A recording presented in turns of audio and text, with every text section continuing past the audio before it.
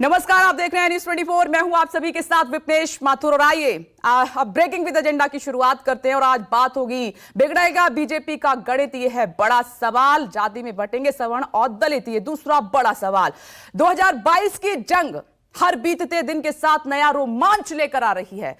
कल स्वामी प्रसाद मौर्य ने अखिलेश यादव के मंच पर चढ़कर जिस तरह गर्जना की, उससे लगा कि अब सारे ओबीसी और पिछड़े वोट समाजवादी पार्टी को मिलने वाले हैं। लेकिन खेल तो इससे भी बड़ा है। स्वामी प्रसाद मौर्य कल मंच से बार बार एक बात पर खास तौर पर जोर देते रहे कि 2017 और 2019 में बीजेपी ने पिछड़ों और दलितों से वोट लिए और 2017 में मुख्यमंत्री एक अगड़े यानी कि राजपूत बिरादरी से आने वाले योगी आदित्यनाथ को बना दिया गया। यानी अखिलेश यादव 2022 की पूरी जंग को अब अगड़े पिछड़े का रंग देने की कोशिश कर रहे हैं। और वो इसीलिए क्योंकि इससे पहले बाबा योगी आदित्यनाथ हुंकार भर चुके हैं कि 2022 की जंग 80 और 20 की होगी। बीजेपी के 80 और 20 का मतलब हिंदू एक तरफ और दूसरी तरफ मुस्लिम। लेकिन अखिलेश यादव के दांव ने फिर चुनावों को मंडल कमंडल की ओर धकेल दिया है। तो जाति का इस खेल में और टिकटों के मेल से कैसे बन और बिगड़ रहा है 2022 का सियासी समीकरण,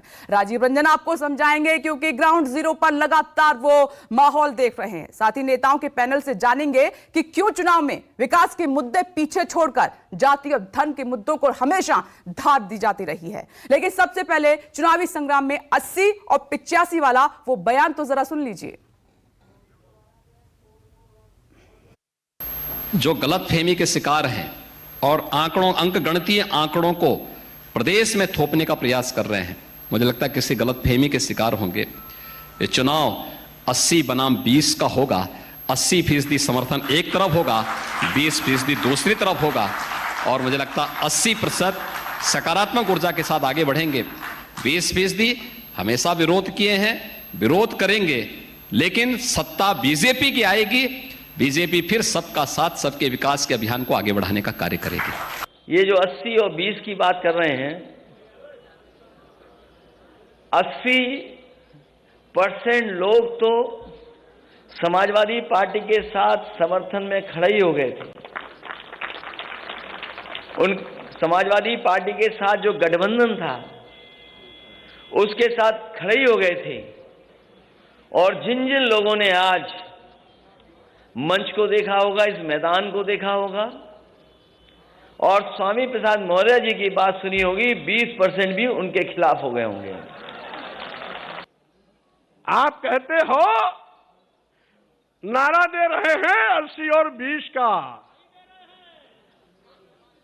और मैं ये कहता हूं 80-20 नहीं, अब तो होगा 15 और 85 का। 85 तो हमारा है, 15 में भी बंटवारा है।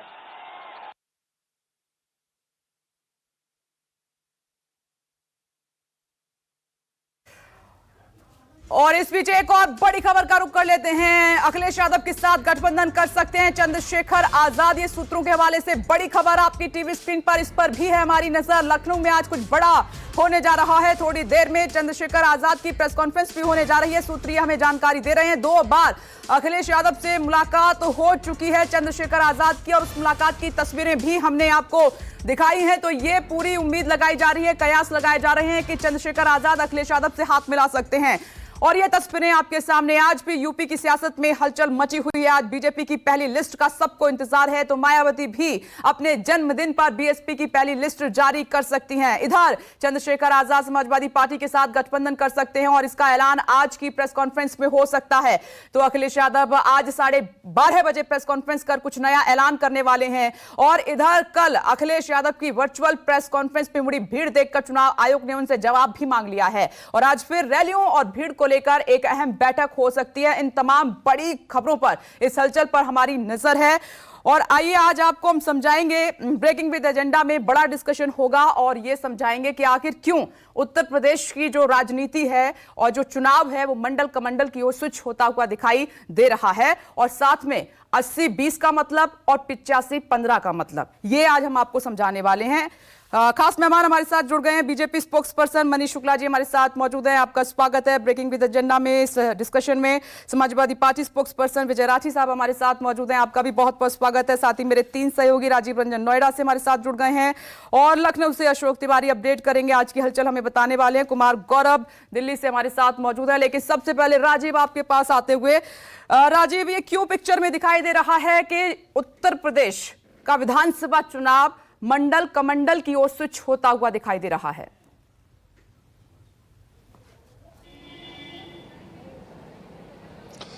देखिए विपनेश, इस पर चर्चा करने से पहले ये बता दें 15 जनवरी का दिन उत्तर प्रदेश के चुनाव के लिए बहुत महत्वपूर्ण दिन है। पहली बात तो ये है कि आज ही चुनाव आयोग ये फैसला करेगा कि वर्चुअल रैली की मियाद और बढ़ाई जाए या इस पर क्या फैसला करेगा।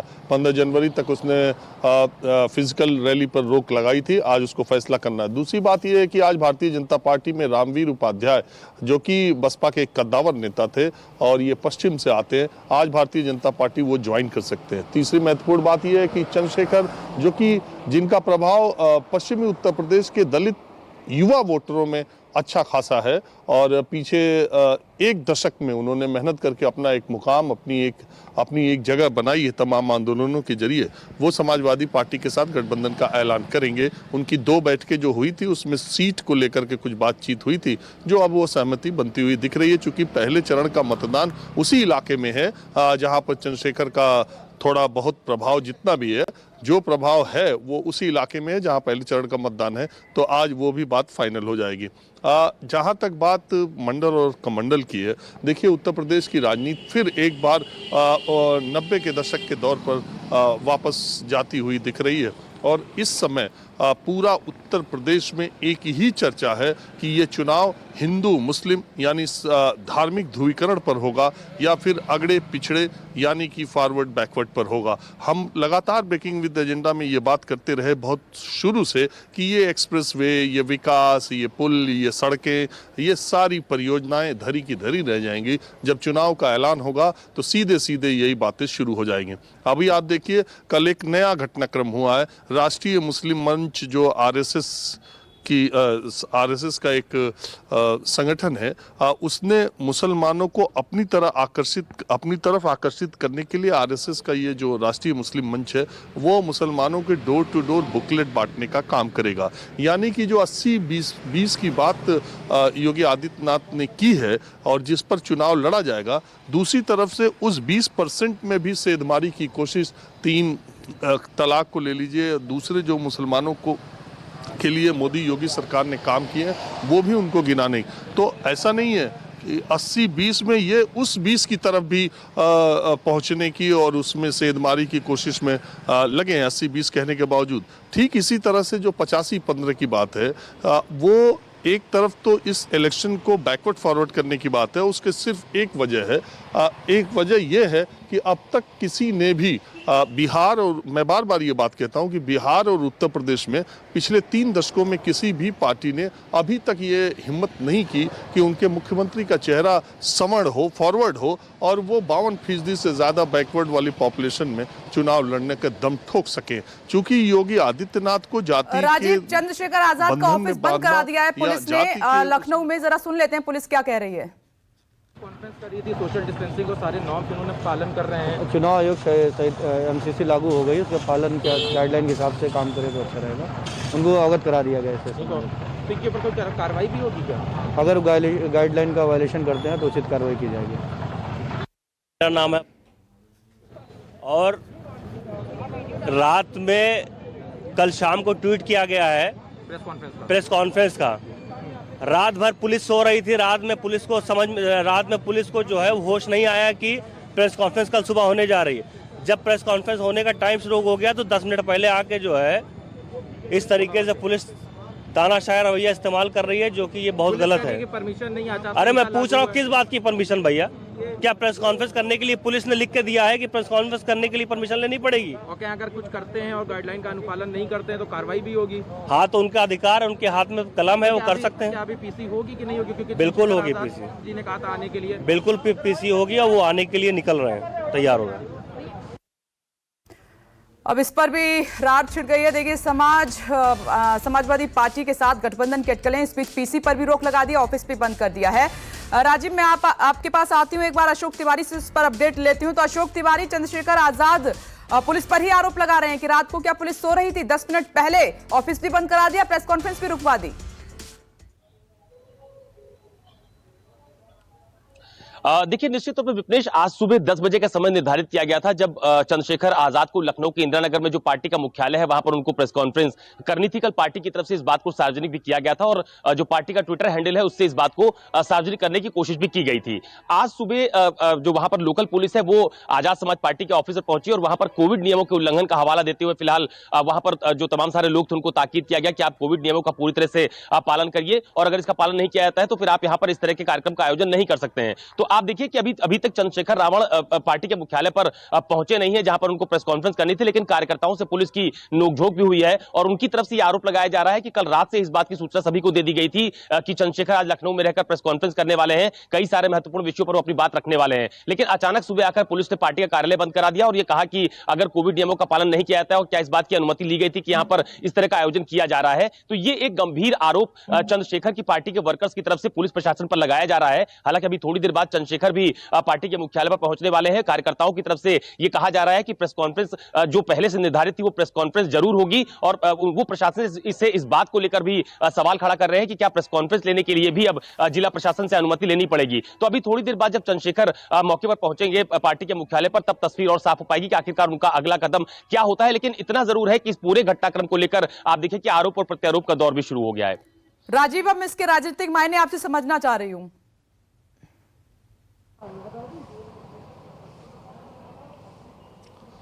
देखिए विपनेश, अब ये तो गजब निजाम वाली बात है।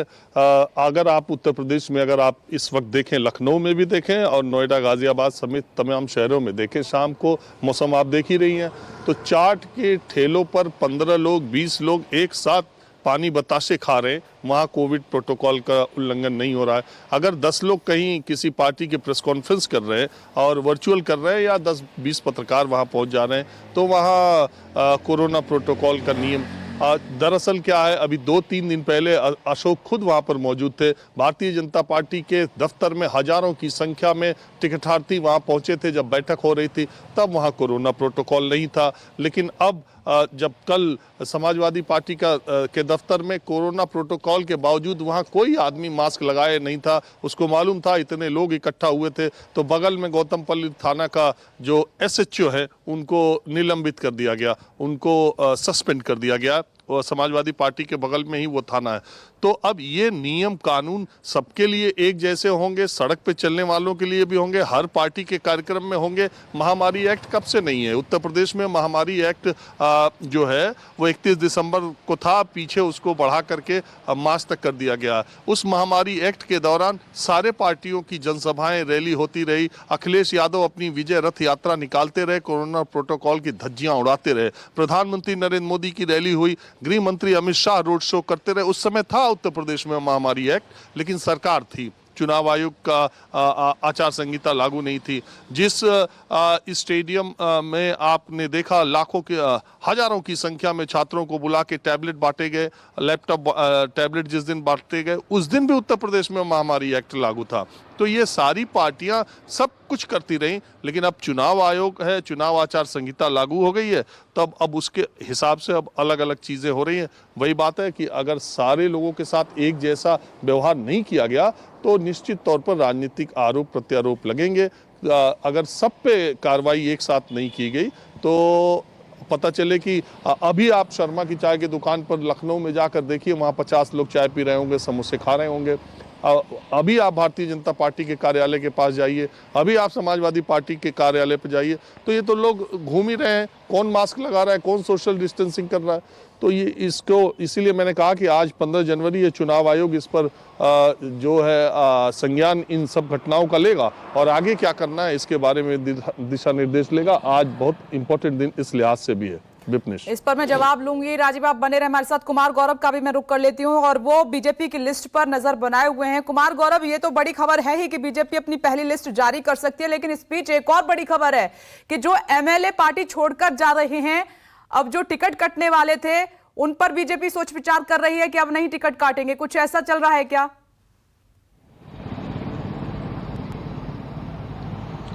देखिए बिल्कुल जो टिकट काटना है, जहां से सीटों की जहां से सीट हारने की उम्मीद है, टिकट वैसा ही काटा जाता है विपनेश जहां जिस सीट से सिटिंग एमएलएज के हारने की उम्मीद हो, और इसके अलावा इसका कोई दूसरा पैमाना नहीं होता। तो ऐसी बात नहीं है। हाँ, ये बात जरूर है कि जैसे स्वामी प्रसाद मौर्य गए, वो किसी एक सीट की वजह से अगर नाराज होकर जा रहे हैं तो ऐसे लोगों को रोकने की कोशिश जरूर बीजेपी करेगी, इसमें कोई दो राय नहीं है। चूंकि आपको पता है कि जिस दिन स्वामी प्रसाद मौर्य ने पार्टी छोड़ी थी, उनके इस्तीफे का उन्होंने ऐलान किया था, उसी दिन बीजेपी ने स्वतंत्र देव सिंह और सुनील बंसल को जिम्मेदारी दे दी थी कि जो भी लोग नाराज हैं उनको समझाया बुझाया जाए, अगर वो टिकट से कम पे न माने तो फिर टिकट भी देने की कोशिश की जाएगी। तो ये चर्चा है, ऐसा नहीं है कि ये चर्चा नहीं है, लेकिन फिलहाल आज जो स्थिति है वो ये है कि 142 उम्मीदवारों की सूची आज आ सकती है जो पहले और दूसरे फेज के हैं। टोटल चर्चा 172 सीटों पे हुई थी, लेकिन 32 सीटों को 30 के आसपास सीटों को रोका जाएगा, क्योंकि ये वो सेंसिटिव सीट है जहां से विधायकों का टिकट कट रहा है या कुछ वहां समस्या है, क्लियर नहीं हो पाया है उम्मीदवार, क्योंकि अगर उस पर पहले घोषणा कर दिया जाएगा नॉमिनेशन से ज्यादा वक्त पहले, तो वो भी दूसरी पार्टियों में जा सकते हैं। तो ये भी एक रणनीति है बीजेपी की। तो जरूर मनाने का काम चल रहा है, इसमें कोई दो राय नहीं है। आज लिस्ट आएगी, लेकिन कुछ सीटों को रोका जा रहा है कि आखिरी मोमेंट पे नॉमिनेशन से एक दिन पहले उनको बताया जाएगा कि कौन वहां उन सीटों पे उम्मीदवार है, ताकि स्विचिंग ओवर जो होता है अगले ही दिन दूसरी पार्टी के जरिए कोई नॉमिनेशन न भर दे जाकर बीजेपी का व्यक्ति। तो ये सारी तैयारी है, जातीय समीकरण समेत हर चीजों का बीजेपी ने ख्याल रखा है। जहां तक नुकसान और फायदे की बात है विपनेश, स्वामी प्रसाद मौर्य का जाना एक बड़ा झटका है, उनके साथ जो लोग गए वो और भी बड़ा झटका है। लेकिन अभी बीजेपी का ऑपरेशन, बीजेपी के सूत्र ये बताते हैं कि उनका भी ऑपरेशन चालू है, ज्वाइनिंग का जो सिलसिला है अभी आगे होगा। और कांग्रेस पार्टी के कुछ बड़े चेहरे, भले ही जैसा राजीव रंजन अक्सर कहते हैं कि गुलदस्ते में कुछ गंधहीन फूल होते हैं लेकिन दिखाने के लिए होते हैं, तो कुछ गंधहीन यानी राजनीतिक बहुत ज्यादा मायने उनका नहीं होता लेकिन चेहरा बड़ा होता है, वैसे लोगों की तलाश में अभी भी बीजेपी है। और कांग्रेस पार्टी से कुछ बड़े चेहरे बीजेपी में शामिल हो सकते हैं। ये भी ऑपरेशन एक तरफ बीजेपी का चल रहा है, क्योंकि ऐसा लगता है कि पिछले 3-4 दिनों में जो सिचुएशन बना है उसमें कहीं ना कहीं परसेप्शन के आधार पे अखिलेश यादव मैदान मारने में सफल रहे हैं, और बीजेपी उस लाइन को मैनेज करना चाहती है ताकि चुनाव के पहले जनता में ये मैसेज न जाए कि बीजेपी से आगे कोई और भी है। जी ठीक है, कुमार गौरव आते हैं, तो मैं अब चर्चा की शुरुआत कर लेती हूँ। मनीष जी, सबसे पहले आपके पास आती हूँ। देखिए, आप कह रहे हैं कि 80-20 का ये चुनाव है, लेकिन समाजवादी पार्टी कह रही है, कल आपने स्वामी प्रसाद मौर्य को भी सुना, उन्होंने चिल्ला कर कहा है कि 80-20 का नहीं, ये 85-15 का चुनाव होने जा रहा है 2022 में, यानी कि आपके उस 20 में भी उन्होंने सेंधमारी कर दी है। देश के यशस्वी प्रधानमंत्री आदरणीय नरेंद्र मोदी जी और प्रदेश के कर्मठ मुख्यमंत्री योगी आदित्यनाथ जी ने प्रदेश और देश को जो विकास के एक्सप्रेस वे पे डाला है, उसे ये तुष्टीकरण और जातिवाद के सहारे इसमें नहीं रोक पाएंगे। हम सबका साथ सबके विकास के अवधारणा पर काम करते हैं। हमारा 80% का मतलब जिनको एक्सप्रेस वे पसंद है, जिनको मेडिकल कॉलेज पसंद है, जिनको डिफेंस कॉरिडोर पसंद है, जिनको यूनिवर्सिटीज पसंद है, जिनको अच्छी सड़कें पसंद है, जिनको माफिया और गुंडा मुक्त उत्तर प्रदेश पसंद है, जिनको आतंकवाद रहित उत्तर प्रदेश पसंद है, ऐसे 80% लोग भारतीय जनता पार्टी के साथ है। नाहिद हसन और मुख्तार अंसारी, अतीक अहमद जैसे लोग जिस समाजवादी पार्टी के साथ है, आज जैसे ऐसे दलों के साथ है, वो हमारे साथ नहीं है। ये मुख्यमंत्री जी ने भी यही कहा, और ऐसे लोग कभी हमारे साथ हो भी नहीं सकते, हम रख भी नहीं सकते। तो वो 20% लोग को लेके खुश रहे, जो कि नाहिद हसन का टिकट घोषित किया है, उसका एक वीडियो सबके सामने है, कह रहा है कि हिंदुओं की दुकानों से सामान मत खरीदो। बहुसंख्यकों से इतना दुराव अखिलेश यादव और उनकी पार्टी को क्यों है, इतनी घृणा क्यों है? और ऐसे ही प्रत्याशी के सहारे वो चुनाव में है, जनता तय कर देगी कि अपराधियों के साथ जाना है, इन माफियाओं के साथ जाना है, कि उनको विकास का एक्सप्रेस वे चाहिए। लेकिन अभी पिछले कुछ दिन में शुक्ला जी, मनीष जी, विकास का मुद्दा तो पीछे छूट गया है, कानों में सुनाई नहीं दे रहा है। ऐसे लग रहा है कि आखिरकार जो सच्चाई है उत्तर प्रदेश की चुनाव की, वो सामने आई गई, जिसका राजीव रंजन ने भी जिक्र किया कि जाति धर्म के आधार पर ही इलेक्शन होने जा रहा है। देखिए, मैं पार्टी का प्रवक्ता हूं, मैं तो कह रहा हूं ना इस बात को। मैंने कहा था कि हम चुनाव का आधार हमारा रिपोर्ट कार्ड है, जो हमने गांव गरीब किसान नौजवान के लिए काम किया है। हाँ, लेकिन अपराध भी हमारा मुद्दा है। जो पश्चिम उत्तर प्रदेश में जिस तरह से अखिलेश यादव और समाजवादी पार्टी के गुंडों ने आतंक मचाया था, मुजफ्फरनगर कांड याद है सबको, किस तरीके से सचिन और गौरव अपनी बहन की इज्जत को बचाने के लिए वहां मार दिए गए थे और आजम खान के फोन पर उनके हत्यारों को छुड़वाया गया था। किस तरीके से लोग पलायन के लिए मजबूर हुए थे, व्यापारी दुकान बेचने को मजबूर था, आम आदमी प्लाट बेचने को मजबूर था, कैराना में पेट्रोल पंप नहीं खुल पाते थे, सीसी और बोतलों में पेट्रोल और डीजल बिका करता था, और उसमें जो पेट्रोल था 1 लीटर की जगह 5 लीटर बेच के उसका 25% भाग कौन खाते थे? वहां की जनता को पता है विपनेश जी। हमको आपको हो सकता है हम लखनऊ में है और आप दिल्ली में है, लेकिन जिसने उस चीज को झेला है, उस दंश को झेला है, उसको याद है, उसको वो लाल टोपी भी याद है जिसके सहारे उत्तर प्रदेश में इस तरह के कुकृत होते रहे। विजय राठी साहब, आप 85-15 का नारा दे रहे हैं, लेकिन आप देखिए कि अभी 80-20 वाले भी मैदान में आ रहे हैं खुलकर, और दूसरा आरोप ये लग रहा है कि आप समाज को बांट रहे हैं, अगड़ा पिछड़ा कर रहे हैं, उसके आधार पर आप इलेक्शन जीतना चाहते हैं, उत्तर प्रदेश को जीतना चाहते हैं। देखिए विपनेश जी, अभी मनीष भाई ने बहुत सारे आरोप लगाए और ये लगभग हर डिबेट में लगते हैं, उनके जवाब दिए जाते हैं, लेकिन मैं भी एक आपको काम की बात बताता हूँ। वो ये है कि 85% जो लोग परेशान है भारतीय जनता पार्टी से, वो तो साथ है ही, लेकिन जो 15 में बंटवारा, जो 12% ब्राह्मण समाज है जिससे मनीष भाई भी आते हैं, ये पार्टी के प्रवक्ता हैं, इनकी क्या गत है पार्टी में मनीष भाई भी जानते हैं, मैं भी जानता हूँ। हमारे यहीं के रहने वाले लक्ष्मीकांत वाजपेयी जी, अपनी चिंता करिए, अब सुन देखिए, अब सुन तो लीजिए, मैंने आपकी बात सुनी है। नहीं, आप कोट ये लोग बोल नहीं पाते हैं क्योंकि पार्टी के प्रवक्ता है, लेकिन लक्ष्मीकांत वाजपेयी अपना बोलिए, अब तो सुनिए ना, कोट करिए, कोट करेंगे तो रोकेंगे हम आपको। अपनी चिंता करिए, लक्ष्मीकांत करिए, फुरकान से बचिए, नाहिद हसन से बचिए, वहां के व्यापारियों को बचाइए जो उनको 2014 में प्रधानमंत्री बने थे आदरणीय मोदी जी, उस समय प्रदेश अध्यक्ष थे उत्तर प्रदेश के, उसके बाद से वो हाथ पर हैं और ब्राह्मण समाज के वो इतने, देखिए मुझे कहने में कोई गुरेज नहीं, वो भारतीय जनता पार्टी के ऐसे नेता है जिन पर कोई क्रिमिनल केस नहीं, साफ सुथरी छवि है ब्राह्मण समाज, लेकिन ये हर समय उनकी बेइज्जती करते हैं, कभी एमएलसी में नाम चलाते हैं, कभी राज्यसभा सांसद में, कभी गवर्नर में, लेकिन बनाते उन्हें कुछ नहीं। यहां तक कि इस बार उनका टिकट भी काट दिया मेरठ से। अरे भाई, कहां ये इतना जो बेइज्जती क्यों करवा रहे हो मनीष भाई समाज की आप, जब आपको पता है आप ही के ऑल इंडिया ब्राह्मण महासभा के 2 साल में 500 ब्राह्मणों की हत्या योगी राज में हुई है, तो ब्राह्मण समाज भी नहीं है भारतीय जनता पार्टी के साथ नेता लोग लेते थे, उनसे समाज को बचाइए। ये लड़ाई 90 प्रदेश को बचाने की है, 3% परिवार की चिंता 3% वो लोग जो आरएसएस की चड्डी और पैंट पहन करके योगी जी के साथ है, वो 3% शब्दों पर सही है। आप भी नहीं राठी साहब, मैं हर पार्टी के प्रवक्ता को टोकती हूँ कि न्यूज़ 24 पर शब्दों पर संयम रखिए। मनीष जी, आप प्रवक्ता मैं जानता हूँ, बताइए क्या कारण है मनीष जी? आप साफ सुथरा चेहरा, क्या कारण है आपको कोई व्यवस्था नहीं मिली? आप पार्टी की स्तुति कीजिए, वो जायज है, लेकिन कम से कम तक तो रखिए। हमारा 15% में भी बंटवारा है, क्यों ब्राह्मण समाज को सम्मान नहीं मिला? क्यों योगी जी ने ब्राह्मण समाज को सम्मान नहीं दिया? बताइए आप। अब दोनों नेता एक साथ बोलेंगे तो कुछ समझ नहीं आ रहा है। मैं चाहती हूँ एक करके आप अपनी बात रखें। लक्ष्मीकांत वाजपेयी जी को आपने हाशिए पे धकेल दिया, जिनके नेतृत्व में आपने 73 सीटें जीती थी लोकसभा में, लक्ष्मीकांत वाजपेयी को हाशिए पे धकेल दिया आपने। क्यों प्रेम शुक्ला जी, आपको कोई व्यवस्था नहीं मिली? प्रेम शुक्ला जी, मनीष शुक्ला जी, ये ऐसे नाम है, साफ सुथरे नाम, ब्राह्मण समाज के। निर्वेंद्र मिश्रा की हत्या आपके समय पे हुई, 3 बार के एमएलए अमन वाजपेयी, विवेक तिवारी, ये क्यों ब्राह्मण समाज का आप इतनी बेइज्जती करवा रहे हैं मनीष भाई? खुद आप विद्वान हैं, आपको क्यों एक उचित व्यवस्था नहीं मिली? क्यों नहीं मिली? ठीक है, मैं जल्दी से रिएक्शन ले लेती हूँ, उसके बाद फिर मैं जाती हूँ दोबारा राजीव रंजन के पास। आप मनीष जी जवाब दीजिए जल्दी से। जवाब मेरा आज डिस्कशन का पॉइंट ये है, क्या उत्तर प्रदेश की राजनीति मंडल कमंडल की तरफ स्विच हो गई है? क्या फिर विकास का मुद्दा पीछे छूटकर जातिवाद, धर्मवाद, अगड़ा पिछड़ा पर आ गया है? मनीष जी जवाब दीजिए। मैंने कहा कि हम चुनाव विकास के नाम पर जाएंगे, लेकिन इस प्रदेश को नाहिद हसन से बचाना है, जो हिंदू व्यापारी से सामान न खरीदने की अपील करता। विजय राठी इस बात को जवाब देना चाहिए, इनको भाग रहे हैं।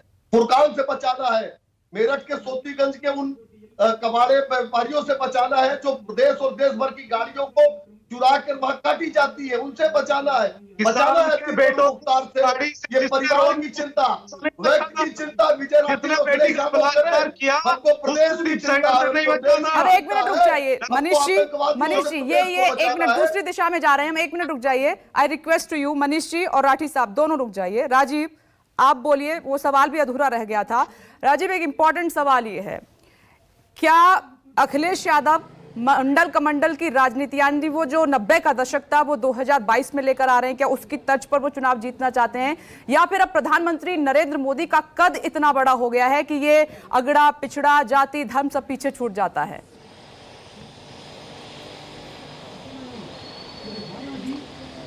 देखिए, आज़ादी के बाद प्रधानमंत्री नरेंद्र मोदी का जो मामला है वो तो अभी तक मंडल कमंडल की राजनीति के बाद किसी का नहीं था। मैं बार बार ये कहता हूं कि प्रधानमंत्री नरेंद्र मोदी के चुनाव लड़ने के तरीके, उनकी शख्सियत, उनकी लोकप्रियता, उनकी रणनीति के आगे कोई नहीं टिकता है। क्योंकि मंडल और कमंडल दोनों जाके उनके सामने घुटने टेक देते हैं, क्योंकि एक तरफ तो वो हिंदुत्व के चेहरे हैं, दूसरी तरफ विकास उनके कंधे पर है, और तीसरी तरफ वो अपने आप को सीना ठोक ठोक के पिछड़ा और चाय वाला बताते हैं। ऐसा नेता आपको इन तीनों चीजों का कॉम्बिनेशन किसी के पास नहीं है, जो पिछड़ा भी हो, कट्टर हिंदुत्व की छवि भी हो और विकास का चेहरा भी हो। ऐसा कोई नेता इस समय देश में नहीं है, और हिंदी बेल्ट के लिए तो नहीं है। इसीलिए प्रधानमंत्री नरेंद्र मोदी के चेहरे पर मंडल वाले टूट गए, बिखर गए, और मंडल के तमाम लोग यानी 85 के तमाम लोग भारतीय जनता पार्टी के पास चले गए, जो कि पहले कभी कल्याण सिंह के चेहरे की वजह से जाया करते थे। इसीलिए 2022 का चुनाव पिछले कई चुनाव से, पिछले 3 चुनाव से अलग है, क्योंकि भारतीय जनता पार्टी ने अब योगी आदित्यनाथ को अपना सीएम कैंडिडेट बनाया है। 2017 का चुनाव प्रधानमंत्री नरेंद्र मोदी के चेहरे पर लड़ा जा रहा था, और प्रधानमंत्री मोदी विधानसभा के चुनाव में जाके कहते थे कि 56 इंच का सीना है। एक तरफ वो शमशान कब्रिस्तान भी कहते थे, दूसरी तरफ 56 इंच का सीना भी कहते थे, तीसरी तरफ अपने को बार बार पिछड़ा पिछड़ा पिछड़ा पिछड़ा कहते थे, जिससे उन्होंने गैर यादव पिछड़े वर्ग को बहुत हद तक बीजेपी के पक्ष में एक मुश्त लाने का काम किया। लेकिन अब जब योगी एज ए सीएम कैंडिडेट है, तो बीजेपी के सामने ये बहुत बड़ी चुनौती है, क्योंकि आप देखिए जो भी नेता बीजेपी से निकल करके समाजवादी पार्टी में जा रहे हैं वो सब पिछड़े चेहरे हैं, और ये कितना नुकसान करेंगे पता नहीं। ये अपनी सीटें भी जीत पाएंगे कि नहीं मैं नहीं जानता, लेकिन ये परसेप्शन के लिहाज से भारतीय जनता पार्टी को बहुत बड़ा डेंट लग रहा है कि क्यों पिछड़े नेता जो है चुनाव की घोषणा होते ही भारतीय जनता पार्टी को छोड़ करके भाग रहे। तो ये परसेप्शन की लड़ाई में भारतीय जनता पार्टी पीछे हो रही है। चुनाव जीतने हारने की बात दूसरी है। दूसरी बात मैं अभी ये भी कह दूं, अभी मनीष भाई जो भारतीय जनता पार्टी के प्रवक्ता कह रहे हैं, उनकी बातों में आप 3 चीज देखिए। उन्होंने कपाल कांड का जिक्र किया, यानी मुजफ्फरनगर के दंगे का। उन्होंने नाहिद हसन का जिक्र किया, जो कि कैराना है। कैराना किस तरह से लैब बना था 2017 के विधानसभा चुनाव से पहले, वो आपने देखा था, प्रयोगशाला उसको कहा गया कैराना।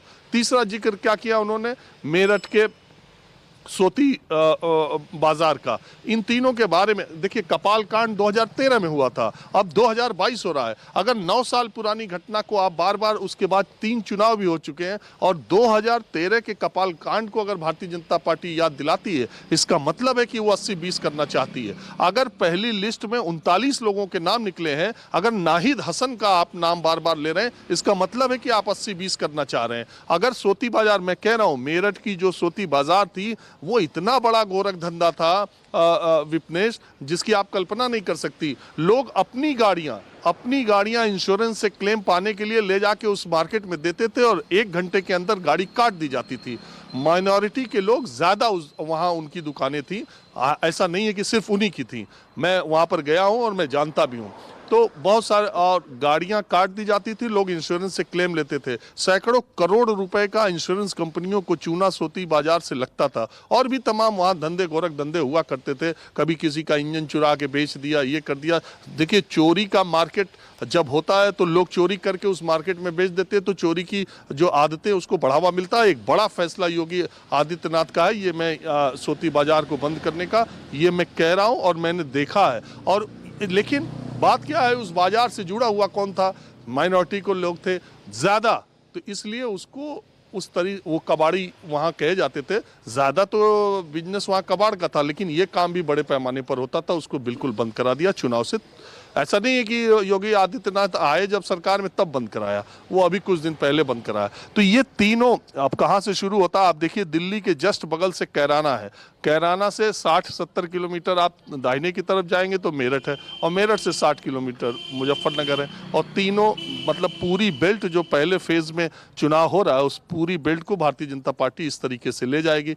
और दूसरी बात मैं ये भी बता दूं कि नाहिद हसन कोई नेता है, नाहिद हसन कोई बहुत बड़ी सांप्रदायिक ध्रुवीकरण की राजनीति करने वाले व्यक्ति हैं, ऐसा कुछ भी नहीं है। नाहिद हसन सिर्फ इसलिए टिकट पाए हैं और पाए थे, और शायद भविष्य में भी पाएंगे, कि नाहिद हसन मुनव्वर हसन के बेटे हैं, जो मुजफ्फरनगर के और इस कैराना बेल्ट के सबसे ताकतवर नेताओं में से एक थे। मार्ग दुर्घटना में उनकी मृत्यु हो गई, तब वो सांसद थे। उनकी पत्नी भी सांसद यहाँ से चुनी जा चुकी हैं। अभी कैराना का जो बाई इलेक्शन हुकुम सिंह के उनके निधन के बाद हुआ था, उसको उनकी माँ ने जीता था इसी सपा RLD गठबंधन के हिसाब से। तो उनके माँ बाप MP रहे हैं, इसलिए उनको MLA का टिकट मिलता है नाहिद हसन को। और उस इलाके में मुनव्वर हसन और हुकुम सिंह दो बड़े नेता थे, जिन्होंने हमेशा कैराना और मुजफ्फरनगर और आसपास की जो पॉलिटिक्स है उसको डोमिनेट किया।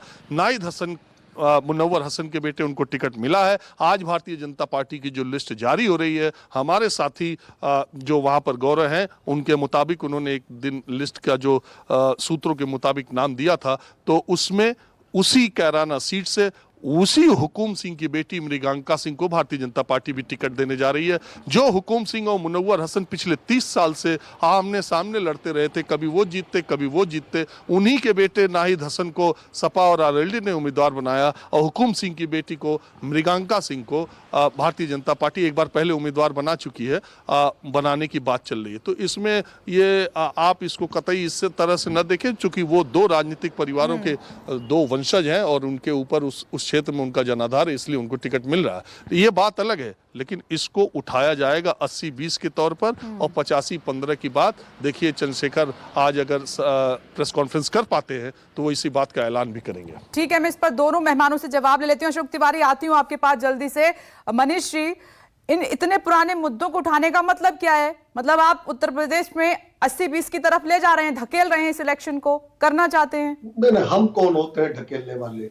नाहिद हसन से हमने कहा था कह तो हिंदू की दुकानों से सामान न खरीदा जाए। वहां के लोगों से हमने कहा था कि आप पेट्रोल पंप बंद करा दो और पेट्रोल और डीजल बोतलों में बिके। हमने कहा था सचिन और गौरव को अपनी बहन की इज्जत बचाने से रोकने के लिए हत्या कर दो, और आजम खान से हमने कहा था कि फोन करके उन हत्यारों को छुड़ा दो। हमने कहा था कि हाजी यूनुस को टिकट दे दो बुलंदशहर से। हमने कहा था कि सोतीगंज में इस तरह के व्यापार को चलने दो। और अगर ये अपराधियों के साथ खड़े होंगे तो राजनीतिक दल होने के नाते से हमारा कर्तव्य है प्रदेश को बचाने के लिए आवाज उठाएं। डॉक्टर मुजफ्फरनगर कांड के दौरान भी खुलेआम थे, हम कहते थे कि सचिन और समाजवादी पार्टी ने जब से घोषणा की है कि 300 यूनिट बिजली फ्री देंगे और किसानों का जो बिजली बिल है उसे माफ करेंगे, ये फुरकान के साथी है। जब से बिजली फ्री करने की बात की है समाजवादी पार्टी ने, आप घबरा गए हैं। 10 लाख नौकरियों की बात की है हमने पहली कैबिनेट में, आप लोग घबरा गए। विकास की बात नहीं की आपने, बलात्कारियों के पीछे, के पीछे आपकी पार्टी खड़ी रही है। किसानों को गाड़ियों पे रोकने वाले के पीछे आपकी पार्टी खड़ी रही है। मनीष जी, अगर थोड़ी सी नैतिकता बची है तो अजय टैनी को पद से हटाइए और पुलिस पर दीजिए। ये काम विजय जी, एक मिनट रुक जाइए। विजय जी रुक जाइए, मैंने तब भी रोका था, मैंने मनीष जी को रोका था आपकी बारी में। आप 1 मिनट रुक जाइए, मैं आती हूँ आपके लगा पास। करके दूरबीन से लोगों को ढूंढती है। विजय जी 1 मिनट रुक जाइए, 1 मिनट एक एक करके बात करेंगे। दोनों से मेरी अपील है, 1 मिनट रुक जाइए। मनीष जी को सुन लीजिए, फिर अपनी बारी में बोलिए। मनीष जी बोलिए, उनकी बात कंप्लीट होने वाली है, आप फिर बोलिएगा। टाइम होने वाला है, क्या टाइम मिलेगा?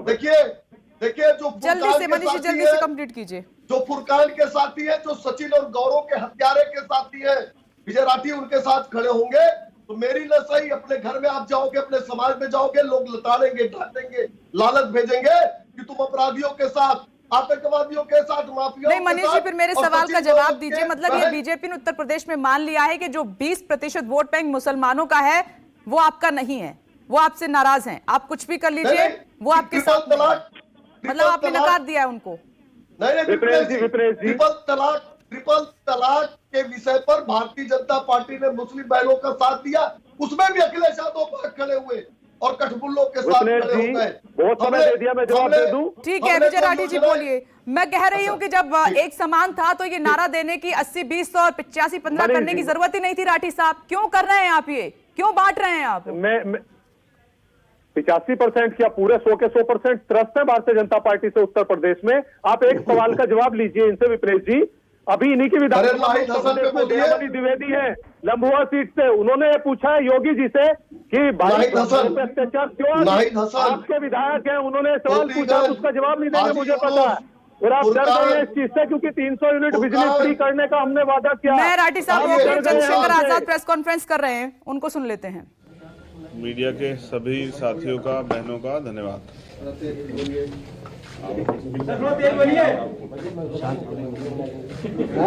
ये भोपू क्यों रखा हुआ है? तो मैं समझता हूं उत्तर प्रदेश में चुनाव है और आप सबको जानने में दिलचस्पी है कि कल जो मुलाकात हुई थी उसके बाद हम लोग गठबंधन में कितनी सीटों पे जा रहे हैं, कहां से लड़ने वाले हैं, ये सब चीजें आपके मन में। मैं भी 2 दिन से मीडिया के लोगों से बात नहीं कर रहा था क्योंकि मैं भी अपनी चीजों को फाइनलाइज कर रहा था, क्योंकि जितना आदमी बड़ी बड़ी बातें करता है या कुछ भी कहता है उन बातों पे उसका टिका रहना बहुत जरूरी होता है। तो मैं उतना ही बोलता हूं जितना मेरे अंदर हिम्मत होती है, उससे फालतू नहीं बोलता हूं। मैं समझता हूं कि 6 महीने पहले से हमने भी ये प्रयास किया था कि बहुजन समाज 85% बहुजन समाज इकट्ठा हो, जिसके लिए हमने अखिलेश जी पे भरोसा किया कि वो इस आंदोलन को आगे बढ़ाएंगे। और 6 महीने से लगातार हमारी मुलाकातें भी हुई, सकारात्मक बातें हुई। हमारे जो मुद्दे थे, क्योंकि आप जिसके साथ गठबंधन में जा रहे हैं, क्योंकि सरकार बनने के बाद वो तानाशाही हो जाता है और पिछला कुछ इस तरह का कार्यकाल भी एक लंबा समय का रहा है।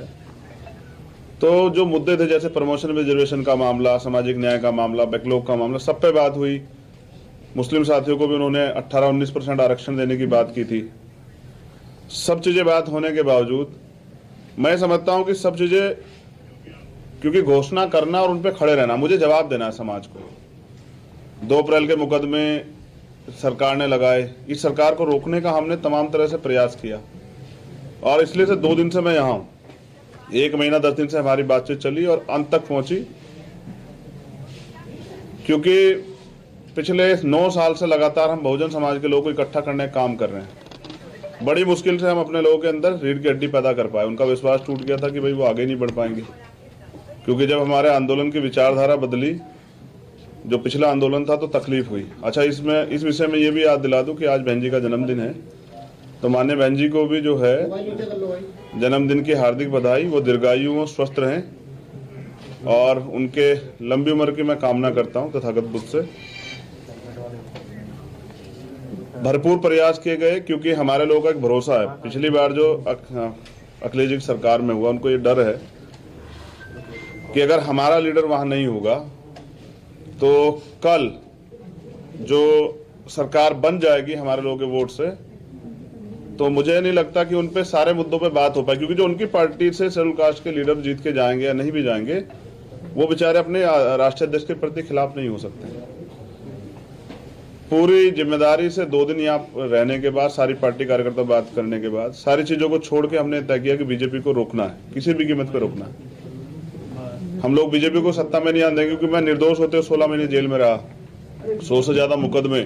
आज भी आप देख लो कि प्रेस को नहीं करने दे रहे हैं, मुख्यमंत्री खुद प्रेस करते हैं, प्रधानमंत्री मास्क उतार के घूमते हैं सारे में। तो बीजेपी ने जो 69,000 शिक्षक भर्ती घोटाले के, इन सबको रोकने के लिए हमने एक कदम बढ़ाया। सकारात्मक रही सब चीजें, लेकिन अंत समय में मुझे लगा कि अखिलेश जी को दलितों की जरूरत नहीं है। वो इस गठबंधन में दलित नेताओं को, दलित लीडरशिप को नहीं चाहते। वो चाहते हैं कि उनको दलित वोट करें, लेकिन मेरा डर ये था कि अगर दलित उनको वोट कर देंगे तो कल जो उनके ऊपर एक आरोप पिछली सरकारों में भी रहा, क्योंकि मान्यवर काशीराम साहब को मैं नेता मानता हूं, उन्होंने भरोसा करके नेताजी को मुख्यमंत्री बनाया, फिर क्या हुआ आपके सामने। इसी डर को समाज के अंदर डर था। सारे बुद्धिजीवियों ने, हमने खुद में भी चर्चा की, सब लोगों ने कहा कि आप खुल के बात कीजिए कि कल ऐसा तो नहीं कि सरकार जाने के बाद सरकार बनने के बाद जो है हम अपने विषय पे बात ही ना कर पाए, दलितों के साथ फिर वो शोषण हो, घर जलाए जाएं, उनकी जमीन कब जाए, उनको पीटा जाए, उनको सताया जाए, महिलाओं के रेप हो, हाथरस जैसे कांड हो। और 2 दिन में निराशा हुई कि 1 महीना 10 दिन के बाद उन्होंने कल अपमानित किया। तो 6 महीने से अखिलेश यादव के संपर्क में हूं, चंद्रशेखर आजाद कह रहे हैं। आगे भी जो अपडेट होगा